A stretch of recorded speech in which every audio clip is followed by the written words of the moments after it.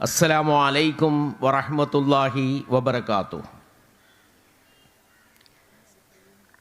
അങ്ങേയറ്റത്തെ സന്തോഷത്തോടു കൂടിയാണ് ഈ സദസ്സിനെ ഞാൻ അഭിമുഖീകരിക്കുന്നത്. അതിനൊരുപാട് കാരണങ്ങളുണ്ട്. ഒന്നാമത്തെ കാരണം, തിരുവനന്തപുരത്തെ നമ്മുടെ സഹോദരങ്ങളെ ഒരുപാട് കാലത്തിന് ശേഷം നേരിട്ട് കാണാൻ അവസരം കിട്ടുകയാണ്. ദീർഘമായ ഇടവേളയ്ക്ക് ശേഷം കാണുമ്പോൾ സ്വാഭാവികമായും നമുക്കെല്ലാവർക്കും ഒരു സന്തോഷമുണ്ടാകും. അല്ലാഹു സുബ്ഹാനഹു വ തആല ആ സന്തോഷം നിലനിർത്തി തരുമാറാകട്ടെ. രണ്ടാമത്തെ കാരണം, ഖുർആൻ സ്റ്റഡി സെൻ്ററിൻ്റെ ഈ പരിപാടിയിൽ ധാരാളക്കണക്കായ ആളുകൾ പങ്കെടുക്കുന്ന ഖുർആൻ സ്നേഹികളുടെ സംഗമത്തിലാണ് ഞാൻ സംസാരിക്കുന്നത്. അതിലാകട്ടെ പകുതിയിലധികം സ്ത്രീകളുമാണ്. ഖുർആൻ സ്നേഹികൾ, ഖുർആൻ പഠിക്കുന്നവരെന്ന് പറഞ്ഞാൽ ഈ ഭൂമിയിലെ ഏറ്റവും നല്ല മനുഷ്യരാണ്. ഖൈറുക്കും മൻ തഅല്ലമൽ ഖുർആന വ അല്ലമഹ്. ഖുർആൻ പഠിക്കുകയും പഠിപ്പിക്കുകയും ചെയ്യുന്നവരാണ് നിങ്ങളിൽ ഏറ്റവും ഉത്തമന്മാർ എന്ന് റസൂലുള്ളാഹി സ്വല്ലല്ലാഹു അലൈഹി വസല്ലം വിശദീകരിച്ചിട്ടുള്ള ഏറ്റവും നല്ല മനുഷ്യരുടെ കൂടെയാണ് ഞാൻ ഇരിക്കുന്നത് എന്ന സന്തോഷമാണ്.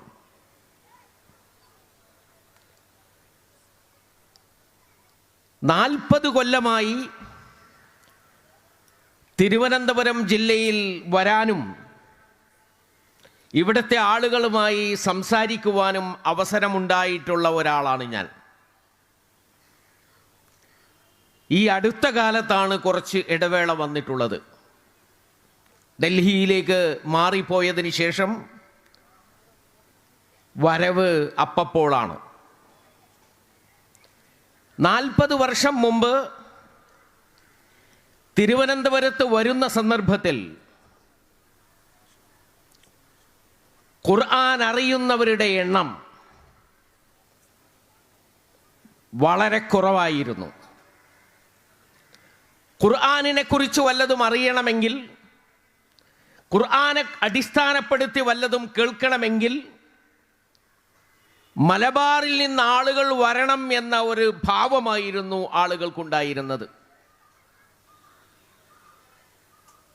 ഇന്ന് ആ നില മാറി.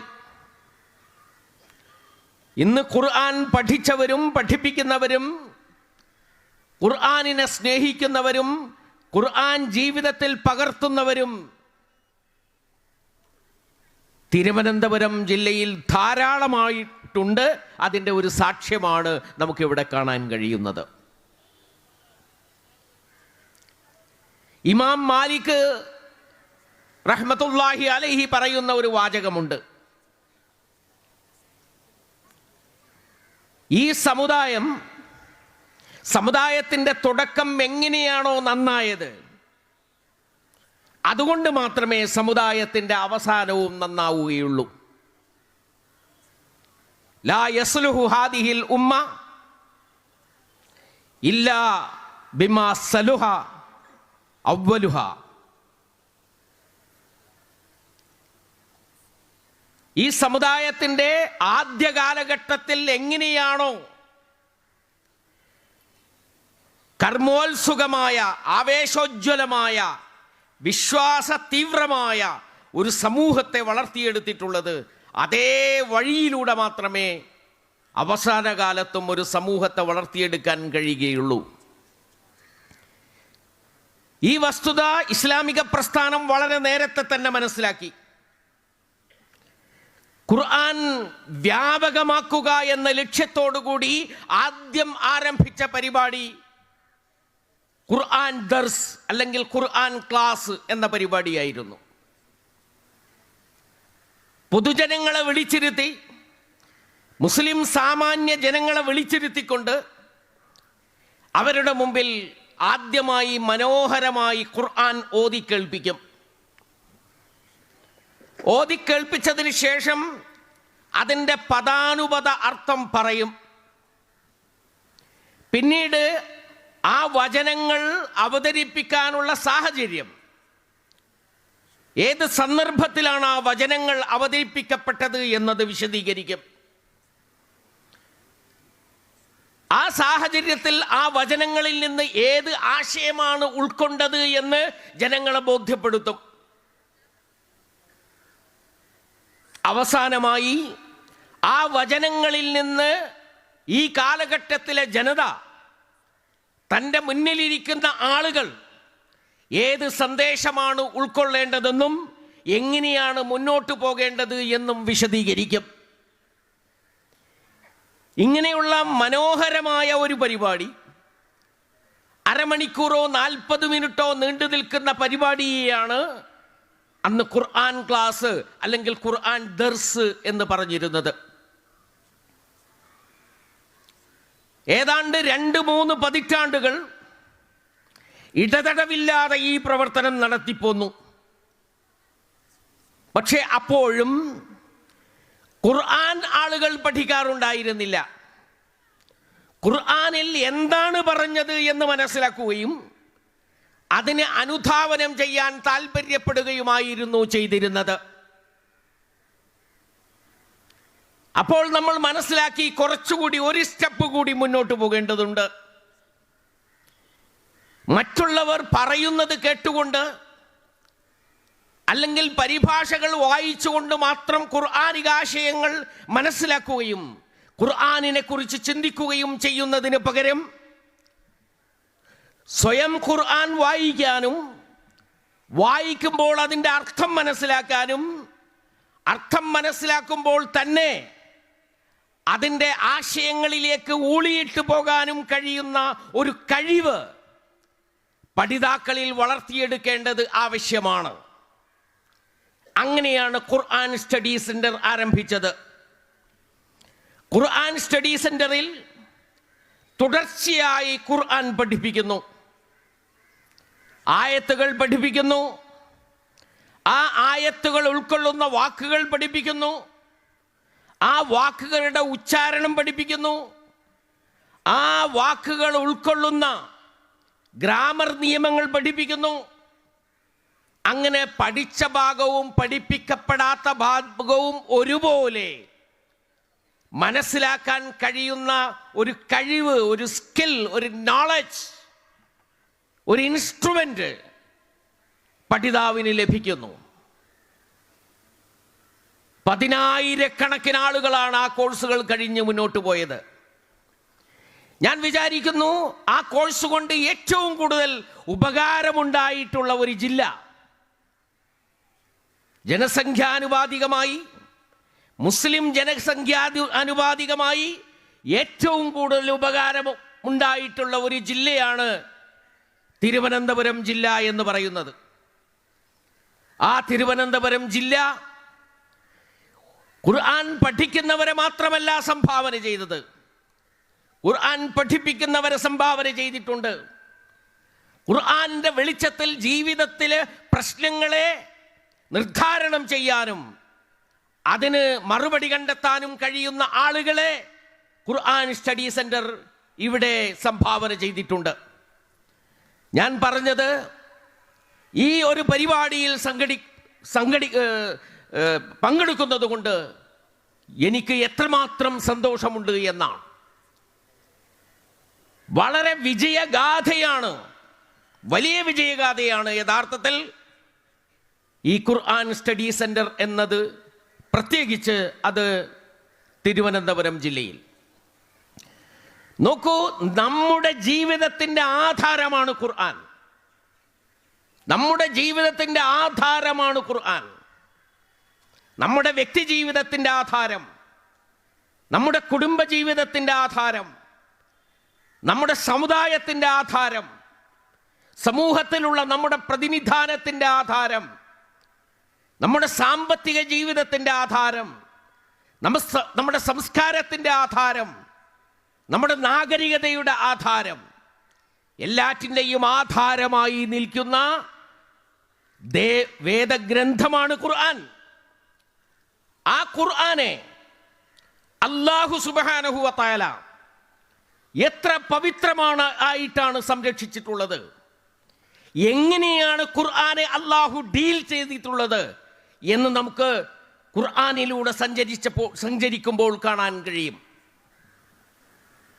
ഫീ സുഹുഫിൻ മുകറമ, ആ ഖുർആൻ അല്ലാഹു സുബ്ഹാനഹു വ തആല സൂക്ഷിച്ചു വെച്ചിട്ടുള്ളത് ഫീ സുഹുഫിൻ മുകറമ, മാന്യമായിട്ടുള്ള ഏടുകളിലാണ്. മർഫൂഅത്തിൻ മുതഹറ, വളരെ പരിശുദ്ധമായ അത്യുന്നതമായ ഏടുകളിലാണ് അല്ലാഹു ഇത് സൂക്ഷിച്ചു വെച്ചിട്ടുള്ളത്. ലൗഹുൽ മഹ്ഫൂദിനെ കുറിച്ചാണ് പറയുന്നത്.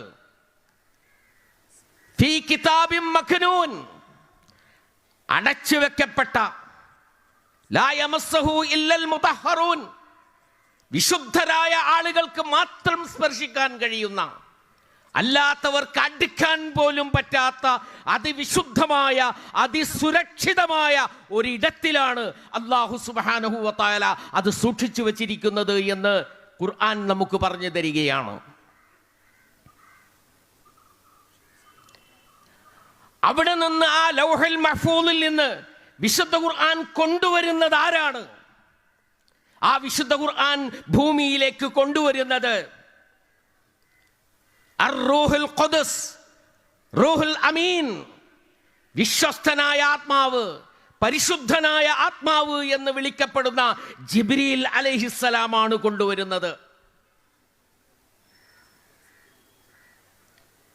തനസ്സലുൽ മലായികതു വർ-റൂഹ്, മലക്കുകളും ആ മലക്കുകൾക്ക് നേതൃത്വം നൽകിക്കൊണ്ട് അർ-റൂഹ് എന്ന മലക്ക്, ജിബ്രീൽ അലൈഹിസ്സലാം എന്ന മലക്ക് ആണത് കൊണ്ടുവരുന്നത്. ആ ജിബ്രീൽ അലൈഹിസ്സലാമിനെ കുറിച്ച് പറഞ്ഞത് ഷദീദുൽ ഖുവാ, അതിശക്തനാണ് ആ മലക്ക് എന്നാണ്. മുതാഇൻ സമ്മ അമീൻ, ആകാശലോകത്ത് അനുസരിക്കപ്പെടുകയും വിശ്വസ്തനാക്കപ്പെടുകയും ചെയ്ത വിശ്വസ്തനായ ഒരു മലക്കാണ് ജിബ്രീൽ അലൈഹിസ്സലാം. ആ ജിബ്രീൽ അലൈഹിസ്സലാം മറ്റു മലക്കുകളുടെ അകമ്പടിയോടുകൂടിയാണ് ഈ ഖുർആൻ ഭൂമി ലോകത്തേക്ക് കൊണ്ടുവരുന്നത്. ആ കൊണ്ടുവരുന്ന രാത്രി എങ്ങനെയുള്ള രാത്രിയാണ്? ലൈലത്തുൻ മുബാറക, അനുഗ്രഹീതമായ രാത്രിയാണ്. ലൈലത്തുൽ ഖദ്ർ, നിർണായകമായ രാത്രിയാണ്. ആ രാത്രിയിൽ വിശുദ്ധ ഖുർആൻ ഇറങ്ങിയതിന് ശേഷം മനുഷ്യ ജീവിതത്തിന്റെ ജയപരാജയങ്ങൾ അടിസ്ഥാനപ്പെട്ടു നിൽക്കുന്നത് ആ ഖുർആനുമായാണ്. ആ ഖുർആനുമായി ബന്ധപ്പെടുന്നവർ, അതിനെ അനുധാവനം ചെയ്യുന്നവർ വിജയത്തിന്റെ പാതയിലാണ്. ആ ഖുർആനിൽ നിന്ന് അകന്നു മാറുന്നവർ, അതിനെ അഗണ്യകോടിയിലേക്ക് തള്ളുന്നവർ, അതിനെ പരിഗണിക്കാതിരിക്കുന്നവർ, അവരുടെ പാത പിഴച്ചതാണ്. അവർ പോകുന്നത് നാശത്തിലേക്കാണ്. അപ്പൊ മനുഷ്യന്റെ വിജയപരാജയങ്ങളെ നിർണയിക്കുന്ന ലൈലത്തുൽ ഖദ്ർ എന്ന രാത്രി, ആ രാത്രിയിലാണ് വിശുദ്ധ ഖുർആൻ വരുന്നത്. വിശുദ്ധ ഖുർആൻ ജിബ്രീൽ അലൈഹിസ്സലാം കൊണ്ടുവരുന്നത്. ഈ കൊണ്ടുവരുന്ന ആ രാത്രിയിൽ, രാത്രിയുടെ സുരക്ഷതയെക്കുറിച്ച് ഖുർആൻ പറയുന്നുണ്ട്. മലക്കുകൾ ഇതിന് അകമ്പടി സേവിക്കുന്നു എന്ന് മാത്രമല്ല, ആ മലക്കുകൾ ഇത് കൊണ്ടുവരുമ്പോൾ അതിനെന്തെങ്കിലും പ്രയാസങ്ങളുണ്ടെങ്കിൽ നിരീക്ഷിക്കുവാൻ വേണ്ടി സൈന്യ സമാനമായിട്ടുള്ള ഒരുക്കങ്ങളാണ് ആകാശലോകത്തുള്ളത്. അന്ന് ആകാശലോകത്തേക്ക് ആർക്കും ചെല്ലാൻ കഴിയുകയില്ല. ചെല്ലുകയാണെങ്കിൽ അഗ്നി കൊണ്ട് അവരെ നശിപ്പിക്കും. അതിനൊരുങ്ങി നിൽക്കുന്ന സന്നദ്ധ ഭടന്മാർ ഇരുപാർശ്വങ്ങളിലും നിന്നുകൊണ്ടാണ് ആകാശത്ത് നിന്ന് വിശുദ്ധ ഖുർആൻ ഇറങ്ങുന്നത്. ഇത് ഇറങ്ങിയിട്ട് എവിടെയാണ് എത്തുന്നത്? ഇത് ഇറങ്ങിയിട്ടെത്തുന്നത് റസൂലുള്ളാഹി സല്ലല്ലാഹു അലൈഹി വസല്ലം തങ്ങളുടെ ഖൽബിലേക്കാണ്. റസൂൽ സല്ലല്ലാഹു അലൈഹി വസല്ലമയുടെ ഖൽബിലേക്കാണ് ഇത് ഇറങ്ങിയെത്തുന്നത്. ആ ഖൽബ് വളരെ വിശുദ്ധമായിട്ടുള്ള ഒരു ഖൽബാണ്, വിശുദ്ധമായിട്ടുള്ള ഒരു ഹൃദയമാണ്. ലഭ്യമായിട്ടുള്ള ഒരു റിപ്പോർട്ട് ശരിയാണെങ്കിൽ ചെറുപ്പത്തിൽ തന്നെ മലക്കുകൾ വന്ന് കീറി മുറിച്ച് അതിൽ നിന്ന് ഒരു സാധനം എടുത്ത് പുറത്തു വെച്ച് വെള്ളത്തുണി കൊണ്ട് തുടച്ച് സംസം വെള്ളം കൊണ്ട് കഴുകി വെള്ളത്തുണി കൊണ്ട് തുടച്ച് വെച്ചിട്ടുള്ള ഒരു ഹൃദയമാണത്. വിശുദ്ധമാക്കപ്പെട്ട ഒരു ഹൃദയമാണത്. ആ ഹൃദയത്തിലേക്കാണ് വരുന്നത്. ആ ഹൃദയം അത് സ്വീകരിക്കുകയാണ്. സ്വീകരിക്കുന്നത് വളരെ താല്പര്യത്തോടുകൂടി സ്വീകരിക്കുകയാണ്. സ്വീകരിക്കുന്ന സമയത്ത് റസൂലിന് സംശയമുണ്ടാവുകയാണ്, ഇത് മറന്നുപോകുമോ, ഇതിൽ നിന്ന് വാക്കുകൾ വിട്ടുപോകുമോ, അതിലുള്ളതല്ലാത്ത ഏതെങ്കിലും വാക്കുകൾ അതിൽ വന്നു ചേരുമോ? നബി ബേജാറാവുകയാണോ, വിഷമിക്കുകയാണോ? ജിബ്രീൽ അലൈഹിസ്സലാം ചൊല്ലിക്കൊടുക്കുന്ന സമയത്ത് റസൂൽ സല്ലല്ലാഹു അലൈഹി വസല്ലം ധൃതി പിടിച്ച് ഏറ്റുചൊല്ലുകയാണ്. ലാ തുഹർരിക് ബിഹി ലിസാനക ലിതഅജല ബിഹി ഇന്ന അലൈനാ ജംഅഹു വ ഖുർആന. വേണ്ട, അത്ര ധൃതിപ്പെടണ്ട. ഇത് നാം അറേഞ്ച് ചെയ്തൊരു സംവിധാനമാണ്. ഇതിൽ നിന്നൊരു വാക്ക് പോലും വിട്ടുപോവുകയില്ല. ഇതിലില്ലാത്ത ഒരു വാക്കും ഉള്ളിൽ ചെന്നു ചേരുകയില്ല. അതിൻ്റെ വിശുദ്ധിയോടുകൂടി താങ്കളുടെ ഹൃദയത്തിൽ അത് നിലനിൽക്കും. എന്നിട്ട് റസൂലിന്റെ ഹൃദയത്തിൽ നിന്ന് പിന്നീട് എങ്ങോട്ടാണ് ഇത് നീങ്ങുന്നത്? റസൂലിന്റെ ഹൃദയത്തിൽ നിന്ന് പിന്നീട് ഇത് നീങ്ങുന്നത് സഹാബികളുടെ ഹൃദയത്തിലേക്കാണ്. ആയിരക്കണക്കിന് സഹാബികളുടെ ഹൃദയത്തിലേക്ക്, ഹൃദയത്തിൽ നിന്ന് ഹൃദയത്തിലേക്ക് ഒഴുകുന്ന ഒരു വചന വീചിയാണ് യഥാർത്ഥത്തിൽ ഖുർആൻ എന്ന് പറയുന്നത്. കാരണം ആ പാഠം പഠിച്ചവർ റസൂലിനെ ചൊല്ലിക്കേൽപ്പിക്കുമായിരുന്നു. ഓലകളിലും ഇലകളിലും കല്ലുകളിലും എല്ലുകളിലും എഴുതി വെച്ചിരുന്ന ആളുകൾ അത് റസൂലുള്ളാഹി സല്ലല്ലാഹു അലൈഹി വസല്ലമക്ക് ഒത്തു വായിച്ച് കേൾപ്പിച്ചിരുന്നു. അങ്ങനെ ഒരു തരത്തിലുള്ള അബദ്ധത്തിനും സാധ്യതയില്ലാതെ ഹൃദയങ്ങളിൽ നിന്ന് ഹൃദയങ്ങളിലേക്ക് ഒഴുകി പരന്ന ഒരു ഗ്രന്ഥമാണ് ഖുർആൻ എന്ന് പറയുന്നത്. ആ ഖുർആൻ അല്ലാഹു പറയുന്നു, ഇന്നാ നഹ്നു നസ്സൽന ദിക്റ വ ഇന്നാ ലഹു ലഹാഫിളൂൻ. നാമാണ് ഖുർആൻ ഇറക്കിയത്, നമ്മൾ അതിനെ സുരക്ഷിതമായി നിലനിർത്തും. ഇഫ്ള് എന്ന വാക്കിന് രണ്ടർത്ഥമുണ്ട്. ഒന്ന് സുരക്ഷിതത്വം എന്ന അർത്ഥമാണ്, മറ്റൊന്ന് മനപ്പാഠമാക്കുക എന്ന അർത്ഥമാണ്. ഖുർആനിന്റെ സുരക്ഷിതത്വം മനപ്പാഠമാക്കലിലാണ്. ഖുർആനിന്റെ ഹിഫ്ളിലാണ്. ഖുർആനിന്റെ ഹിഫ്ളിലാണ്. ജനഹൃദയങ്ങളിലാണ് അത് ഉൾക്കൊള്ളേണ്ടത്. ജനഹൃദയങ്ങളാണ് അത് ഹൃദിസ്ഥമാക്കേണ്ടത്. കല്ലും എല്ലും തോലും ഇലയും താളിയോല ഗ്രന്ഥങ്ങളും പ്രിന്റഡ് എഡിഷനും സിഡിയും കേസറ്റും സെർവറും നെറ്റും സൈബർ ലോകവും എല്ലാം വിനിമയത്തിന്റെ സാങ്കേതിക വിദ്യകളാണ്. ആ സാങ്കേതിക വിദ്യകളിലെല്ലാം ഖുർആനുണ്ട്, ഉണ്ടാകണം. പക്ഷേ ആ സാങ്കേതിക വിദ്യകളിൽ മാത്രമല്ല, മറിച്ച് നമ്മുടെ ഹൃദയങ്ങളിൽ ഖുർആൻ ഉണ്ടാകണം. ഖുർആൻ മനപ്പാഠമാക്കണം.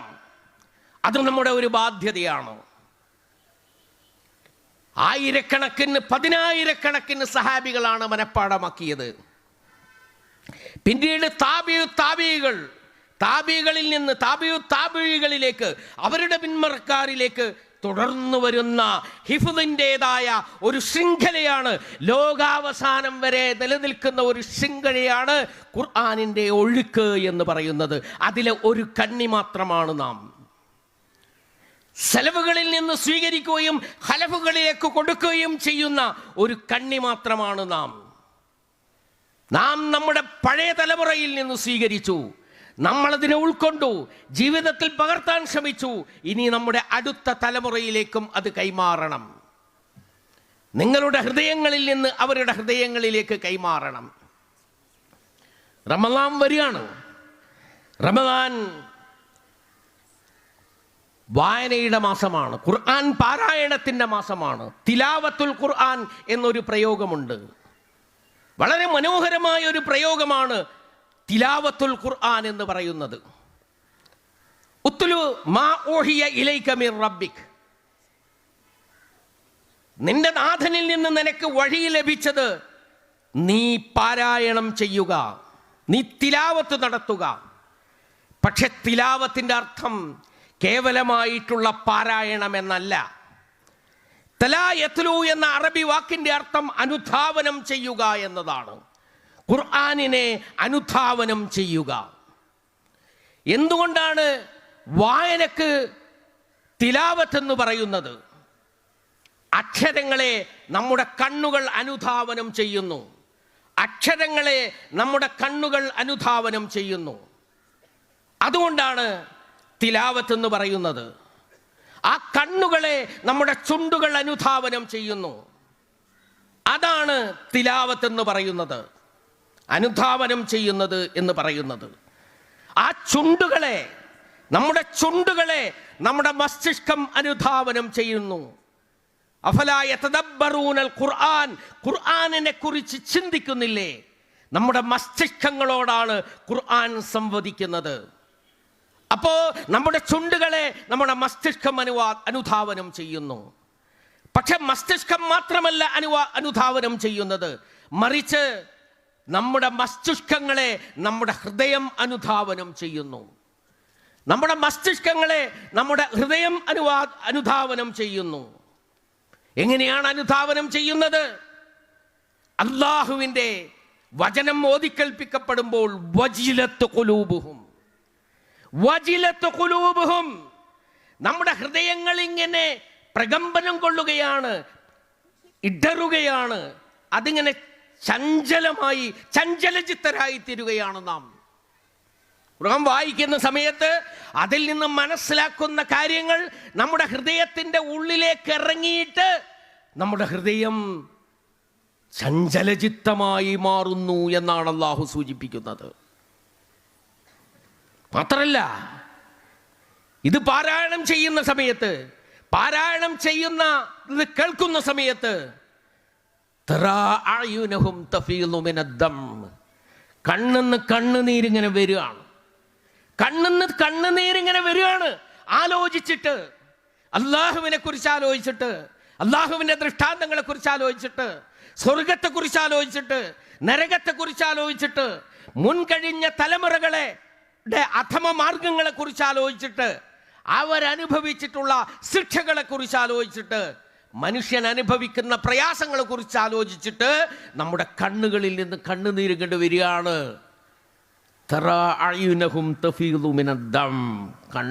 കണ്ണുനീരൊലിക്കുകയാണ്. മാത്രമല്ല, നമ്മുടെ ശരീരത്തിലെ തൊലികളടക്കം ഇളമിച്ചു പോവുകയാണ്, മൃദുലമായി പോവുകയാണ്. നമ്മുടെ ഹൃദയങ്ങളും തൊലികളും ഇളമിച്ചിട്ട് നമുക്ക് നമ്മുടെ ശരീരത്തിന് തന്നെ മറ്റൊരവസ്ഥ വന്ന് ചേരുകയാണ് എന്ന് അല്ലാഹു സുബ്ഹാനഹു വ തആല പറയാണ്. അപ്പൊ അക്ഷരങ്ങളെ കണ്ണുകൾ അനുധാവനം ചെയ്യുന്നു, കണ്ണുകളെ ഹൃദയം മസ്തിഷ്കം അനുധാവനം ചെയ്യുന്നു, മസ്തിഷ്കത്തെ ഹൃദയം അനുധാവനം ചെയ്യുന്നു, ഹൃദയത്തെ തൊലികൾ അനുധാവനം ചെയ്യുന്നു, തൊലികളെ കണ്ണുകൾ അനുധാവനം ചെയ്യുന്നു. എന്നിട്ട് അവസാനം ചില സന്ദർഭങ്ങളിൽ നമ്മൾ ശരീരമൊന്നടങ്കം ഖുർആൻ പാരായണം ചെയ്യുന്ന സമയത്ത് അല്ലാഹുവിൻ്റെ മുമ്പിൽ നമ്മൾ സുജൂദിൽ വീണു പോവുകയാണ്. ഇതാണ് തിലാവത്ത് എന്ന് പറയുന്ന മനോഹരമായിട്ടുള്ള ആശയം. നിങ്ങൾ ധാരാളമായി റമദാനിൽ ഖുർആൻ പാരായണം ചെയ്യുമല്ലോ.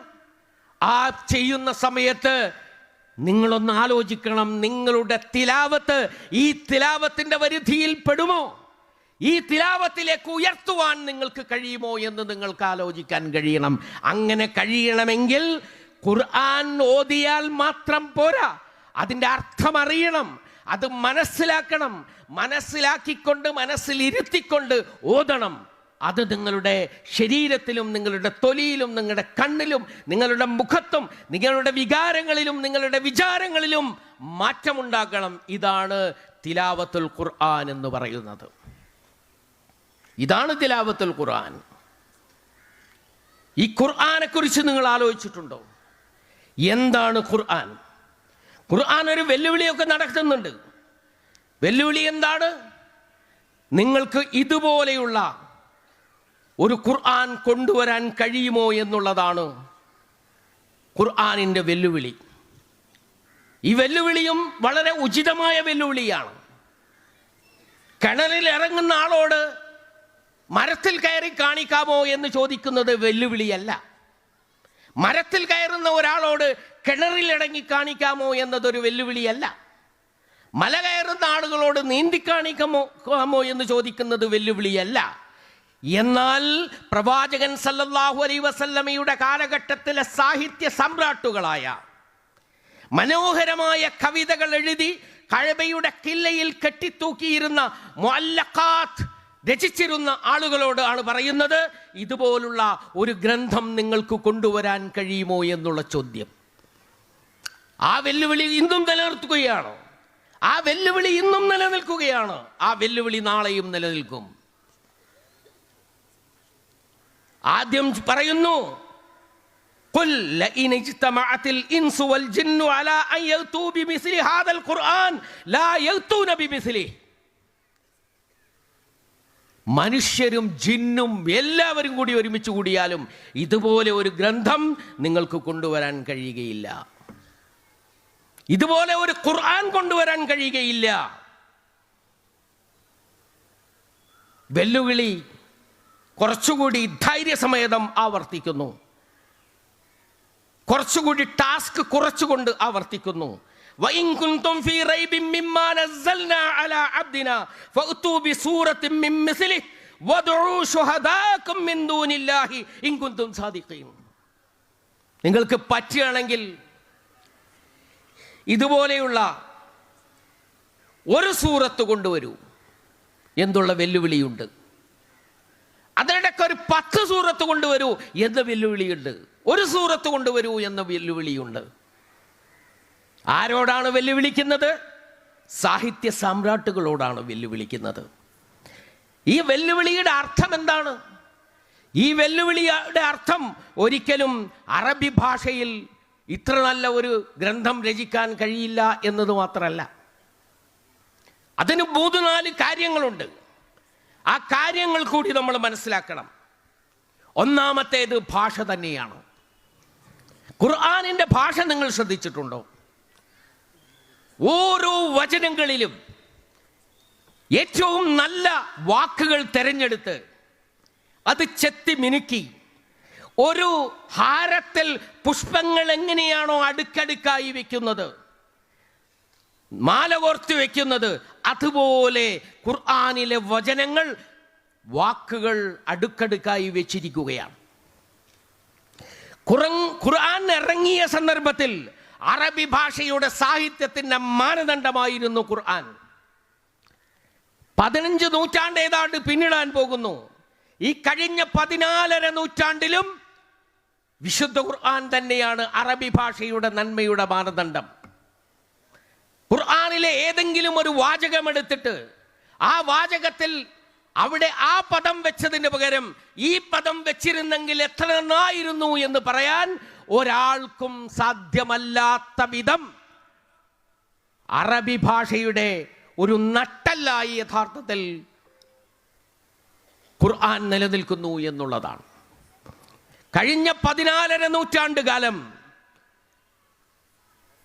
അറബി ഭാഷ ഖുർആനിനെ നിലനിർത്തുകയായിരുന്നില്ല, മറിച്ച് ഖുർആൻ അറബി ഭാഷയെ നിലനിർത്തുകയായിരുന്നു. 14.5 നൂറ്റാണ്ട് മുമ്പുള്ള ഭാഷകൾ നിങ്ങൾ എടുത്ത് പരിശോധിച്ചു നോക്കൂ. ആ ഭാഷകളിൽ എന്തുമാത്രം വ്യത്യാസങ്ങൾ വന്നിട്ടുണ്ട്. പല ഭാഷകളും മരിച്ചുപോയിട്ടുണ്ട്. ഇന്നതിൻ്റെ ഊരും പേരും നോക്കിയാൽ വരെ കാണാൻ കഴിയുകയില്ല. വേദഗ്രന്ഥങ്ങളുടെ ഭാഷയാകട്ടെ ലോകത്ത് ആളുകൾ സംസാരിക്കുന്ന ഭാഷയല്ലാതെയായി തീർന്നിരിക്കുന്നു. എന്നാൽ ഖുർആൻ അങ്ങനെയാണോ? ഖുർആൻ അറബി ഭാഷ ഖുർആനെ നിലനിർത്തുകയല്ല, ഖുർആൻ അറബി ഭാഷയെ നിലനിർത്തുകയാണ് ചെയ്തിട്ടുള്ളത്. അറബി ഭാഷ ലോകത്തുള്ള എല്ലാ വാക്കുകളും സ്വീകരിക്കുന്നുണ്ട്. പേർഷ്യക്കാരുമായി ചേർന്നപ്പോൾ പേർഷ്യൻ ഭാഷയെ സ്വീകരിച്ചിട്ടുണ്ട്. റോമാക്കാരുമായി ചേർന്നപ്പോൾ റോമാക്കാരുടെ ഭാഷയിൽ നിന്ന് സ്വീകരിച്ചിട്ടുണ്ട്. ഇംഗ്ലീഷ് വികസിച്ചു വന്നപ്പോൾ ഇംഗ്ലീഷിൽ നിന്ന് വാക്കുകൾ സ്വീകരിച്ചിട്ടുണ്ട്. ഇപ്പോഴും ഇംഗ്ലീഷിൽ നിന്ന് വാക്കുകൾ സ്വീകരിച്ചു കൊണ്ടിരിക്കുന്നു. ഗൾഫ് പോയിട്ടുള്ള ആളുകൾക്കറിയാം, ഇംഗ്ലീഷിൽ നിന്ന് ഒരുപാട് വാക്കുകൾ സ്വീകരിച്ച് അവർ അറബിയാക്കി മാറ്റിയിരിക്കുന്നു. ഉദാഹരണം, പഞ്ചറായി, ടയർ പഞ്ചറായി എന്ന് പറയും. ഇംഗ്ലീഷ് വാക്കാണത്. പക്ഷേ അറബികൾ അതിന് ബൻഷറ എന്ന വാക്കാണ് ഉപയോഗിക്കുക. ബൻഷറ, ആ ഒരു വാക്ക് മാത്രമല്ല, ബൻഷറ യുബൻഷിറു തബൻസുരം ഫൗവ മുബൻഷിറുൻ എന്നൊക്കെ പറഞ്ഞിട്ട് അത് അങ്ങോട്ട് സർഫാക്കി കളയും. കാരണം ഒരു വാക്കിനെ സ്വീകരിച്ച് അറബിവൽക്കരിക്കുകയാണ്. അതായത് നാഗരികതയുടെ വികാസത്തിനനുസരിച്ച് അറബി ഭാഷ വികസിച്ചിട്ടുണ്ട്. പക്ഷേ അപ്പോഴും ഒരു കപ്പൽ നങ്കൂരമിട്ടാൽ എങ്ങനെയാണോ അതുപോലെ ഖുർആൻ ആ ഭാഷയുടെ നങ്കൂരമായി നിലനിൽക്കുകയാണ്. ആ ഭാഷയുടെ അതിൻ്റെ ഉള്ളിൽ നിന്ന് തെറ്റാൻ, ചക്കിൽ നിന്ന് തെറ്റാൻ ഖുർആൻ അനുവദിക്കുന്നില്ല എന്നുള്ളതാണ്. ഇത് മനോഹരമായ ഒരു കാഴ്ചപ്പാടാണ്. രണ്ടാമത്, നിങ്ങൾ ആലോചിച്ചു നോക്കൂ, വിശുദ്ധ ഖുർആൻ എന്താണ് ചെയ്തത്? വിശുദ്ധ ഖുർആൻ റസൂലുള്ളാഹി സ്വല്ലല്ലാഹു അലൈഹി വസല്ലമയുടെ ഹൃദയത്തിൽ നിന്ന് 10,000-കണക്കായ സഹാബികളുടെ ഹൃദയങ്ങളിലേക്ക് പ്രസരിപ്പിക്കുക ചെയ്തത്. പക്ഷേ ആ പ്രസരണം അവരുടെ ഹൃദയങ്ങളിൽ മാത്രം നിന്നില്ല. അവരുടെ ചിന്താഗതിയെ മാറ്റി, അവരുടെ വികാരങ്ങളെ മാറ്റി, അവരുടെ ജീവിത രീതിയെ മാറ്റി, അവരുടെ പെരുമാറ്റ രീതിയെ മാറ്റി, അവരുടെ സംസ്കാരത്തെ മാറ്റി, അവരുടെ നാഗരികതയുടെ മാറ്റി, അവരുടെ രാഷ്ട്ര സംവിധാനങ്ങളെ മാറ്റി, രാഷ്ട്രസങ്കല്പങ്ങളെ മാറ്റി. അങ്ങനെ ഖുർആൻ ഹൃദയത്തിൽ ചെന്ന് ഒരു മനുഷ്യകുലത്തെ സൃഷ്ടിച്ചു. മുസ്ലിങ്ങൾ എന്ന ഒരു മനുഷ്യകുലത്തെ സൃഷ്ടിച്ചു. ഒട്ടകത്തിൻ്റെ കടിഞ്ഞാൻ പിടിച്ച് കീഴ്പോട്ട് മാത്രം നോക്കി നടന്നിരുന്ന ഒരു ജനവിഭാഗം. അവനോട് പറയാണ്, അഫലാ യൻദുറൂന ഇലൽ ഇബ്ലി കൈഫ ഖുലിഖത് വഇലസ് സമാഇ കൈഫ റുഫിഅത് വഇലൽ ജിബാലി കൈഫ നുസിബത് വഇലൽ അർളി കൈഫ സുതിഹത്. നോക്കുന്നില്ലടാ, അതിൻ്റെ മുതുകത്തിരുന്ന് ഇങ്ങനെ പോയാൽ മതിയോ? അതെങ്ങനെയാണ് സൃഷ്ടിച്ചത് എന്ന് നോക്കുന്നില്ലേ? അതിൻ്റെ സവിശേഷതകൾ എന്തെന്ന് നോക്കുന്നില്ലേ? അള്ളാഹു എങ്ങനെയാണ് ഈ രൂപം അതിന് നൽകിയത് എന്ന് ചിന്തിക്കുന്നില്ലേ? എന്തിനാണ് നൽകിയത് എന്ന് ചിന്തിക്കുന്നില്ലേ? ആകാശത്തെ നോക്കുന്നില്ലേ? എങ്ങനെയാണ് അത് അവിടെ കാണപ്പെടുന്നത്? പർവ്വതത്തിലേക്ക് നോക്കുന്നില്ലേ? അത് നാട്ടപ്പെട്ടതുപോലെ നിൽക്കുന്നുണ്ടല്ലോ, അതെങ്ങനെയാണ്? ഭൂമിയിലേക്ക് നോക്കുന്നില്ലേ? അതിങ്ങനെ പരന്നതായി കാണപ്പെടുന്നുണ്ടല്ലോ, അതെങ്ങനെയാണ്?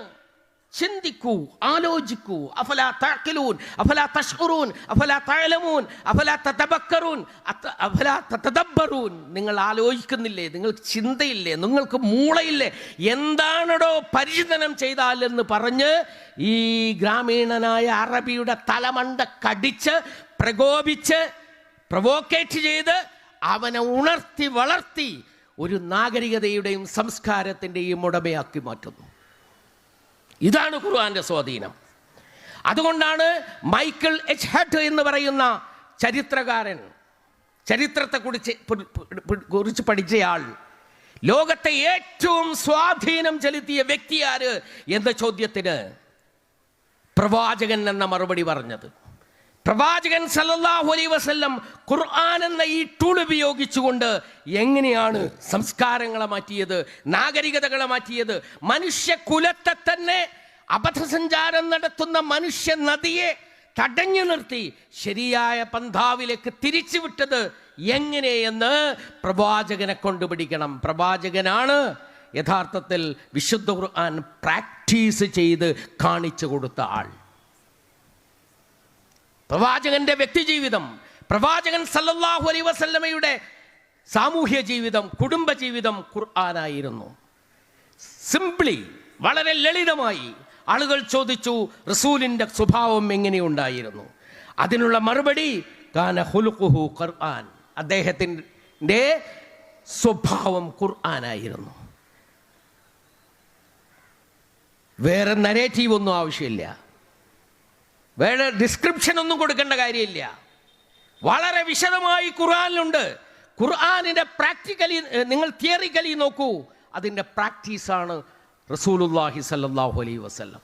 ആ റസൂൽ സ്വല്ലല്ലാഹു അലൈഹി വസല്ലം ചരിത്രത്തെ ഏറ്റവും സ്വാധീനം ചെലുത്തിയ വ്യക്തിയായി മാറുന്നത് ഈ ഖുർആൻ ഉപയോഗിച്ചുകൊണ്ടാണ് എന്ന് നമ്മൾ മനസ്സിലാക്കണം. ഇങ്ങനെയൊരു ഗ്രന്ഥം ഈ ഭൂമിയിൽ എവിടെയാണുള്ളത്? ഇനി വിശുദ്ധ ഖുർആന്റെ വിഷയ സമുച്ചയത്തെ നിങ്ങളെടുത്ത് പരിശോധിച്ച് നോക്കൂ. എന്തൊക്കെയാ ഖുർആനിൽ പറയുന്നത്? ഈ പ്രപഞ്ചത്തെക്കുറിച്ച്, പ്രപഞ്ചത്തിൻ്റെ ഉൽപ്പത്തിയെക്കുറിച്ച്, പ്രപഞ്ചത്തിൻ്റെ വളർച്ചയെക്കുറിച്ച്, ആകാശങ്ങളെക്കുറിച്ച്, ഭൂമിയെക്കുറിച്ച്, നക്ഷത്രങ്ങളെക്കുറിച്ച്, മഴയെക്കുറിച്ച്, വെയിലിനെക്കുറിച്ച് ഒക്കെ പറയുന്നുണ്ട്. ജന്തുജാലങ്ങളെക്കുറിച്ച് പറയുന്നുണ്ട്, മനുഷ്യനെക്കുറിച്ച് പറയുന്നുണ്ട്. മനുഷ്യൻ ആദ്യം എങ്ങനെയായിരുന്നു എന്നതിനെക്കുറിച്ച്, എങ്ങനെയാണ് ഭൂമിയിലേക്ക് വന്നത് എന്നതിനെക്കുറിച്ച്, കുടുംബമായി അവൻ എങ്ങനെ ജീവിച്ചു എന്നതിനെക്കുറിച്ച്, അവനിൽ എങ്ങനെ നാഗരികത വളർന്നു എന്നതിനെക്കുറിച്ച്, എങ്ങനെ സംസ്കാരം വളർന്നു എന്നതിനെക്കുറിച്ച്, കഴിഞ്ഞുപോയ സംസ്കാരങ്ങളുടെ ഉത്ഥാന പതനങ്ങളെക്കുറിച്ച്, ഉത്ഥാനങ്ങളുടെ കാരണങ്ങളെക്കുറിച്ച്, പതനങ്ങളുടെ കാരണങ്ങളെക്കുറിച്ച്, ഇനിയുള്ള സംസ്കാരങ്ങൾ തകരാതിരിക്കണമെങ്കിൽ എന്ത് ചെയ്യണമെന്നതിനെക്കുറിച്ച്, ഇനി ഈ ഭൂമിയും ലോകവും എങ്ങോട്ട് പോകുമെന്നതിനെക്കുറിച്ച്, ലോകാവസാനത്തെക്കുറിച്ച്, ലോകാവസാനത്തിന് ശേഷമുള്ള ലോകത്തെക്കുറിച്ച് അതിൽ പറയുന്നുണ്ട്.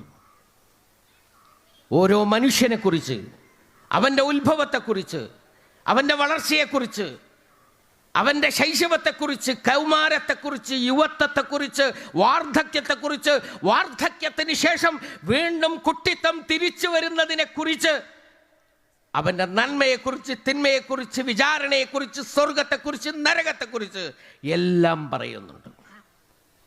അങ്ങനെ കലാ, സംസ്കാരം, ജീവിത രീതി, രാഷ്ട്രീയം, കവിത, കഥ തുടങ്ങി എല്ലാ വിഷയങ്ങളെക്കുറിച്ചുമുള്ള പരാമർശം കാണാൻ കഴിയും. ആ പരാമർശമാകട്ടെ ക്രമാനുഗതികത്വത്തോടുകൂടി എന്ന് നമുക്ക് തോന്നാവുന്ന രൂപത്തിലല്ല പറയുന്നത്. അതിനൊരു താളമുണ്ട്, ആ താളത്തിനനുസരിച്ചാണ് പറയുന്നത്. അതാണ്, അതിൻ്റെതായ ഒരു ക്രമമുണ്ട്, സുന്ദരമായിട്ടുള്ള ഒരു ക്രമം. ആകാശത്തെക്കുറിച്ച് പറഞ്ഞുകൊണ്ട് തന്നെ ഭൂമിയെക്കുറിച്ച് സംസാരിക്കാം, ഭൂമിയെക്കുറിച്ച് പറഞ്ഞുകൊണ്ട് തന്നെ അതിലുള്ള സസ്യലതാദികളെക്കുറിച്ച് സംസാരിക്കാം. സസ്യലതാദികളെക്കുറിച്ച് സംസാരിച്ചു കൊണ്ടിരിക്കുമ്പോൾ തന്നെ ഏകനായ പടച്ചവനെക്കുറിച്ച് പറയാം, പടച്ചവനെക്കുറിച്ച് പറഞ്ഞതോടൊപ്പം തന്നെ സ്വർഗത്തെക്കുറിച്ച് പറയാം. അങ്ങനെ ഒഴുകി പരന്നു പോകുന്ന, നമ്മുടെ ഹൃദയത്തിൻ്റെ സഞ്ചാരം പോലെ സഞ്ചരിച്ച് നീങ്ങുന്ന ഒരു വിശുദ്ധ ഖുർആനെ നമുക്ക് കാണാൻ കഴിയും. ഈ വിഷയ വൈവിധ്യങ്ങളുള്ളതോടൊപ്പം തന്നെ ആ വിഷയങ്ങളെ മുഴുവൻ കൂട്ടിക്കെട്ടുന്ന ഒരു ചരട് പോലെ, അരന്തർധാര പോലെ ഒരാശയം ഉള്ളിലൂടെ പോകുന്നതായി കാണാൻ കഴിയും. ഖുർആൻ സംസാരിക്കുന്നത് മനുഷ്യനോടാണ്, ഖുർആൻ സംസാരിക്കുന്നത് മനുഷ്യനെ കുറിച്ചാണ്, ആ മനുഷ്യൻ കാണുന്ന പ്രപഞ്ചത്തെക്കുറിച്ചാണ്, ആ മനുഷ്യനെ സൃഷ്ടിച്ച അല്ലാഹുവിനെ കുറിച്ചാണ്, ആ മനുഷ്യൻ പോകേണ്ട സ്വർഗത്തെക്കുറിച്ചാണ്, ആ മനുഷ്യൻ പോകേണ്ട നരകത്തെക്കുറിച്ചാണ്. ഖുർആൻ മനുഷ്യനെ കുറിച്ച് സംസാരിക്കുന്നു, ഖുർആൻ മനുഷ്യനോട് സംസാരിക്കുന്നു, ഖുർആൻ മനുഷ്യനെ ഉയർത്തിക്കൊണ്ടുവരാൻ വേണ്ടി സംസാരിക്കുന്നു. പക്ഷേ ഓരോ സംസാരത്തിലും ഈ അന്തർധാര നമുക്ക് കാണാൻ കഴിയുന്നു എന്നുള്ളതാണ്. വിശുദ്ധ ഖുർആൻ ഒരു ഗ്രന്ഥമാണെന്ന് നിങ്ങൾ കരുതുക. ആ ഗ്രന്ഥവുമായി നിങ്ങൾ ഒരു ലൈബ്രറിയിൽ ചെല്ലുന്നു. നിങ്ങൾ ലൈബ്രറിയിലെ ഏത് അലമാറയിലാണ് ഇതിന് വെക്കുക? നിങ്ങൾക്ക് തോന്നും ചരിത്രത്തിൻ്റെ അലമാറയിൽ വെക്കണം, സാമൂഹ്യ ശാസ്ത്രത്തിൻ്റെ അലമാറയിൽ വെക്കണം, സാമ്പത്തിക ശാസ്ത്രത്തിൻ്റെ അലമാറയിൽ വെക്കണം, ഇതിനെ ഭൗതിക ശാസ്ത്രത്തിൻ്റെ അലമാറയിൽ വെക്കണം, ജീവശാസ്ത്രത്തിൻ്റെ അലമാറയിൽ വെക്കണം. എല്ലാ അലമാറയിലും വെക്കാൻ പറ്റുന്ന ഒരു ഗ്രന്ഥമാണ് ഖുർആൻ. കാരണം അതിൻ്റെയൊക്കെ ആശയങ്ങൾ ഇതിൽ ഉൾക്കൊള്ളുന്നുണ്ട്. എന്നാൽ ഏതെങ്കിലും ഒരു അലമാറയിൽ വഴങ്ങുന്നതല്ല. ലൈബ്രറി സയൻസിൻ്റെ കാറ്റഗറികൾ, ക്ലാസിഫിക്കേഷനിൽ, ഓരോ ക്ലാസിഫിക്കേഷനിലും ഒരു കാറ്റഗറിയിലും ഒതുങ്ങുന്നതല്ല യഥാർത്ഥത്തിൽ വിശുദ്ധ ഖുർആൻ എന്ന് പറയുന്നത്. ഇത്രമാത്രം വൈവിധ്യപൂർണമായ ആശയ സമുച്ചയമുള്ള ഒരു ഗ്രന്ഥം ഏതാണുള്ളത് എന്നാണ് ഖുർആൻ ചോദിക്കുന്നത്. വിശുദ്ധ ഖുർആൻ ഒരു ദിവസം കൊണ്ട് ഇറങ്ങിയതല്ല. മക്കയിൽ വന്നിട്ട് മാനവികമായ ചില മൂല്യങ്ങൾ സമർപ്പിക്കുന്നു, ദീർഘമായത് സമർപ്പിച്ചു കൊണ്ടിരിക്കുന്നു. അതിലേക്ക് ആളുകൾ വരുന്നു, ആളുകൾ വരുന്നതിനനുസരിച്ച് അതിങ്ങനെ വികസിച്ചു വരുന്നു. മദീനയിൽ ചെന്നതിന് ശേഷം ഒരു സാമൂഹ്യ ഘടന പുനഃസ്ഥാപിക്കുന്നു. 10 കൊല്ലം അവിടെയും അതെങ്ങനെ വികസിച്ചു വരുന്നു. ആദ്യം തത്വങ്ങൾ, പിന്നെ പ്രയോഗം. പക്ഷേ നിങ്ങൾ മനസ്സിലാക്കണം, ആദ്യത്തെ വചനം ഇഖ്റ ബിസ്മിക റബ്ബിക്കല്ലദീ ഖലഖ് ഖലഖൽ ഇൻസാന മിൻ അലഖ് ഇഖ്റ വറബ്ബുക്കൽ അക്രം അല്ലദീ അല്ലമ ബിൽ ഖലം അല്ലമൽ ഇൻസാന മാ ലം യഅലം എന്ന ആദ്യത്തെ വചനം അവതരിപ്പിക്കുന്ന സന്ദർഭത്തിൽ തന്നെ അത് അവതരിപ്പിച്ച ആൾക്കറിയാം അവസാനത്തെ വാചകം എന്തായിരിക്കണമെന്ന്. കാരണം ഒരു വൈരുദ്ധ്യവും ഈ 23 കൊല്ലക്കാലം കൊണ്ടിറങ്ങിയ ഈ ഗ്രന്ഥത്തിന്റെ ആദ്യത്തിലും അവസാനത്തിലുമായി നിങ്ങൾക്ക് കാണാൻ കഴിയുകയില്ല. എല്ലാം ഒരൊറ്റക്കോർവയിൽ കോർത്തിണക്കിയതുപോലെ ആ ആശയം നിങ്ങൾക്ക് കാണാൻ കഴിയും.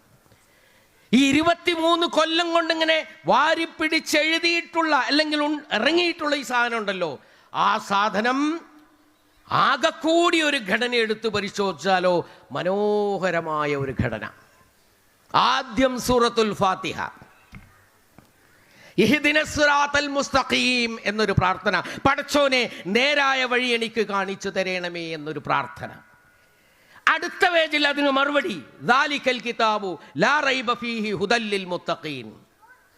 അങ്ങനെ ആ ഹിദായത്ത് അല്ലാഹു തരുന്നു. ഇതാണ് ആ ഹിദായത്ത്, നിങ്ങൾ ചോദിച്ച ഹിദായത്ത് ഇതാ. എന്നിട്ട് അവസാനമോ ഖുൽ അഊദു ബിറബ്ബിന്നാസ് മലിക്കിന്നാസ് ഇലാഹിന്നാസ് മിൻ ശർറിൽ വസ്വാസിൽ ഖന്നാസ് അല്ലദീ യുവസ്വിസു ഫീ സുദൂരിന്നാസ് മിനൽ ജിന്നതി വന്നാസ്. എനിക്ക് കിട്ടി ബോധിച്ചു, ഞാനത് വായിച്ചു തീർത്തു. ഇനി എന്നെ തടസ്സപ്പെടുത്താൻ വരുന്ന, ഇതിനനുസരിച്ച് ജീവിക്കുന്നതിൽ നിന്ന് എന്നെ തടയാൻ വരുന്ന ഒരുപാട് പിശാചുക്കൾ ഉണ്ടാകും, ജിന്നുകളിൽ നിന്നും ഇൻസുകളിൽ നിന്നും. പടച്ചോനെ അതിൽ നിന്ന് രക്ഷ തേടണം എന്നവസാനിക്കുന്ന മനോഹരമായ ഒരു ഗ്രന്ഥരൂപമായി നമ്മുടെ മുമ്പാകെ വരികയാണ് ചെയ്യുന്നത്. പ്രവാചകൻ സല്ലല്ലാഹു അലൈഹി വസല്ലം ഖുർആൻ ഇറങ്ങുന്നതിന് മുമ്പ് അവരുടെ ഇടയിൽ ജീവിച്ചിരുന്നു. ഖുർആൻ ഇറങ്ങിയതിന് ശേഷവും അവരുടെ ഇടയിൽ തന്നെയാണ് ജീവിച്ചത്. അന്നൊക്കെ ഈ മുഹമ്മദ് സല്ലല്ലാഹു അലൈഹി വസല്ലം സംസാരിക്കുന്നുണ്ട്, ഹദീസുകളുടെ ഭാഷയുണ്ട്. പക്ഷെ ഖുർആൻ എന്ന് പറഞ്ഞ് അവതരിപ്പിക്കപ്പെട്ടുള്ള വചനങ്ങൾ മാത്രം ഒരു പ്രത്യേകമായ ശൈലിയിലാണ്, ഒരു പ്രത്യേകമായ ശൈലിയിൽ. എന്ത് മനോഹരമായ വചനങ്ങൾ! നബിയുടെ ഹദീസിലൊന്നും അങ്ങനെയുള്ള മനോഹരമായ ശൈലിയില്ലല്ലോ. ആശയങ്ങളുണ്ട്, ശൈലിയുണ്ട്. പക്ഷെ ഖുർആന്റെ ശൈലി വേറെ, ഹദീസിന്റെ ശൈലി വേറെയൊന്നും. ഒരൊറ്റ മനുഷ്യന്റെ നാവിൽ നിന്ന് 2 ചാനലുകൾ ഒഴുകുകയാണ്. ഖുർആൻ എന്ന ഒരു ചാനൽ പ്രത്യേക ഭാഷാ രീതിയോടുകൂടി, ഈണത്തോടുകൂടി പാരായണം ചെയ്യാൻ കഴിയുന്ന, ഹൃദയത്തിലേക്ക് ആഞ്ഞു തറക്കുന്ന ശില്പഭദ്രതയുള്ള ഒരു വചനം. എന്നാൽ നബിയുടെ സാധാരണ വാക്കുകളും. എങ്ങനെ ഒരു മനുഷ്യന് 23 കൊല്ലക്കാലം ഒരു നാവിൽ നിന്ന് 2 ചാനൽ ഒഴുക്കാൻ കഴിയുന്നു എന്ന് നിങ്ങൾ ആലോചിച്ച് നോക്കൂ. അപ്പോൾ നിങ്ങൾക്കറിയാം ഖുർആനിൻ്റെ അമാനുഷികത. റസൂലുള്ളാഹി സല്ലല്ലാഹു അലൈഹി വസല്ലമയുടെ ജീവിതത്തിൻ്റെ വ്യത്യസ്ത ഘട്ടങ്ങളിൽ ഖുർആൻ ഇറങ്ങിയിട്ടുണ്ട്. നബി ഉഹദിൽ പരിക്കേറ്റ് കിടക്കുന്ന സമയത്ത് ഖുർആൻ ഇറങ്ങിയിട്ടുണ്ട്. ഹിറാഗോയിൽ ഒറ്റക്ക് നിൽക്കുന്ന സമയത്ത് ഖുർആൻ ഇറങ്ങിയിട്ടുണ്ട്. യുദ്ധത്തിൽ പരാജയപ്പെട്ട് നിൽക്കുന്ന ഘട്ടത്തിൽ ഖുർആൻ ഇറങ്ങിയിട്ടുണ്ട്. വിജയശ്രീലാളിതരായി നിൽക്കുന്ന ഘട്ടത്തിൽ ഖുർആൻ ഇറങ്ങിയിട്ടുണ്ട്. ഒട്ടകത്തിൻ്റെ കുടൽമാല കഴുത്തിലിട്ട് സുജൂദിൽ നിന്ന് നിവരാൻ കഴിയാത്ത സന്ദർഭത്തിൽ ഖുർആൻ ഇറങ്ങിയിട്ടുണ്ട്. എന്നാൽ ഖുറൈശ് പ്രമുഖന്മാരെല്ലാം കഅബയുടെ മുറ്റത്ത് ഓച്ഛാനിച്ച് നിൽക്കുന്ന ഘട്ടത്തിൽ, വിജയശ്രീലാളിതനായി നിൽക്കുന്ന ഘട്ടത്തിൽ ഖുർആൻ ഇറങ്ങിയിട്ടുണ്ട്. പക്ഷേ ഏതെങ്കിലും ഒരു ഖുർആൻ വചനമെടുത്ത് ഉദ്ധരിച്ചുകൊണ്ട് ഇതിൽ റസൂലുള്ളാഹി സല്ലല്ലാഹു അലൈഹി വസല്ലം വികാരത്തിനടിമപ്പെട്ടു പോയി, റസൂലിൻ്റെ വ്യക്തിപരമായ ഒരു വിദ്വേഷം അതിൽ കളർന്നുപോയി, ഒരു ആഹ്ലാദം അതിൽ കളർന്നുപോയി, ഒരു ദുഃഖം അതിൽ കളർന്നുപോയി എന്ന് നിങ്ങൾക്ക് പറയാൻ കഴിയുകയില്ല. കാരണം ആ വചനങ്ങൾ അതിൻ്റെ ഗാംഭീര്യത്തോടുകൂടി ദൈവികമായിട്ടുള്ള വചനങ്ങളാണ് എന്നുള്ളതാണ്. ഇനിയും ഒരുപാട് കാര്യങ്ങളുണ്ട്, ഞാനതിലേക്ക് പോകാൻ ഉദ്ദേശിക്കുന്നില്ല.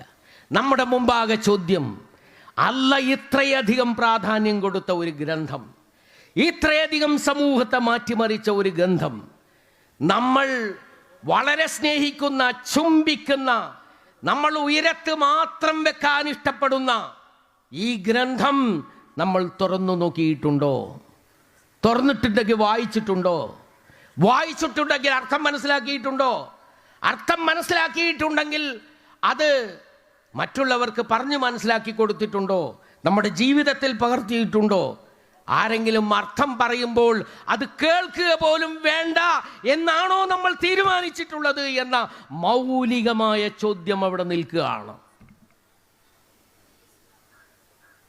അല്ലാഹുവിൻ്റെ മുമ്പിൽ നിന്നുകൊണ്ട്,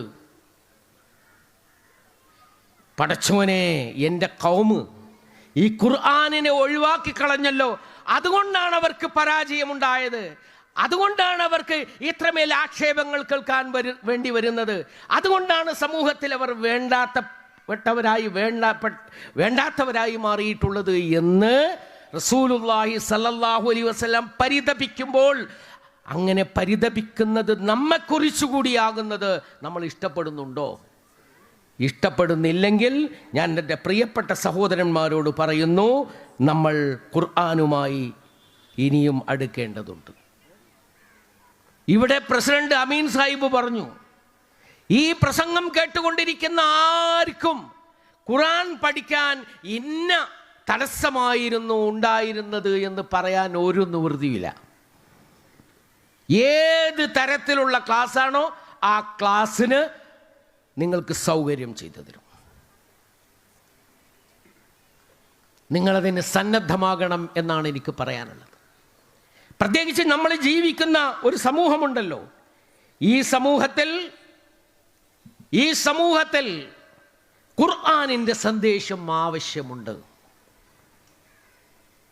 ഖുർആൻ തെളിമയാർന്ന തൗഹീദ്, ഏകദൈവ വിശ്വാസമാണ് പ്രതിനിധാനം ചെയ്യുന്നത്.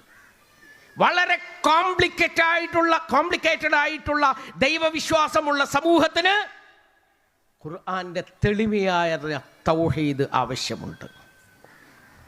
വ്യത്യസ്ത ജാതീയ വിഭാഗങ്ങളായി ഉച്ചനീചത്വം കൽപ്പിച്ച് മാറ്റി നിർത്തപ്പെടുന്ന സമൂഹങ്ങളുള്ള ഈ രാജ്യത്ത് ഇസ്ലാം പ്രതിനിധാനം ചെയ്യുന്ന, ഉദ്ബോധനം ചെയ്യുന്ന സാഹോദര്യത്തിൻ്റെ ദീൻ ആവശ്യമുണ്ട്. Human dignity, human equality, human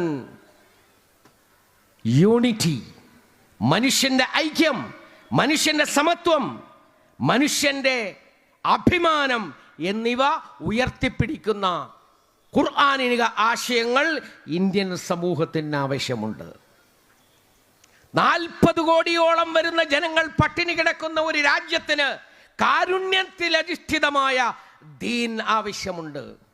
പലിശരഹിതമായ ഒരു സാമ്പത്തിക ഘടന പ്രദാനം ചെയ്യുന്ന, സക്കാത്തിന്റെ ഉജ്ജ്വലമായ സാമൂഹ്യ ഘടന പ്രതിനിധാനം ചെയ്യുന്ന ഒരു സാമ്പത്തിക വ്യവസ്ഥ, ഒരു സാമൂഹ്യ വ്യവസ്ഥ ഈ രാജ്യത്തിന് ആവശ്യമുണ്ട്. ഇത് നിങ്ങളുടെ കയ്യിലാണ് ഈ ഖുർആൻ ഉള്ളത്. ആ ഖുർആൻ, അതിൻ്റെ ആശയങ്ങൾ നിങ്ങൾ പ്രചരിപ്പിക്കുക. അതിൻ്റെ ആശയങ്ങളുടെ സാക്ഷികളായി നിങ്ങൾ നിലകൊള്ളുക. നിങ്ങളുടെ വ്യക്തിജീവിതം, നിങ്ങളുടെ കുടുംബജീവിതം, നിങ്ങളുടെ സാമൂഹ്യ ജീവിതം, നിങ്ങളുടെ കച്ചവടം, നിങ്ങളുടെ കൃഷി, നിങ്ങളുടെ വ്യവസായം, നിങ്ങളുടെ ഇടപാടുകൾ എല്ലാം ഖുർആനിക ആശയങ്ങളുടെ മാനിഫെസ്റ്റേഷനായി മാറണം. അപ്പോൾ ആളുകൾ തിരിച്ചറിയും ഈ ഖുർആൻ ഇവരെ പഠിപ്പിക്കുന്നത് ഏറ്റവും ഉദാത്തമായ മൂല്യങ്ങളാണെന്ന്. ഖുർആനെ അനുധാവനം ചെയ്യുക എന്ന് ആഹ്വാനം ചെയ്തുകൊണ്ട് എൻ്റെ വാക്കുകൾ ഞാൻ അവസാനിപ്പിക്കുകയാണ്. റബ്ബന ആതിന ഫിദ്ദുനിയ ഹസന വഫിൽ ആഖിറതി ഹസനതൻ വഖിനാ അദാബന്നാർ. ربنا تقبل منا إنك أنت السميع العليم وتب علينا إنك أنت التواب الرحيم. اللهم زين قلوبنا بالقرآن، زين قلوبنا بالقرآن يا رب العالمين.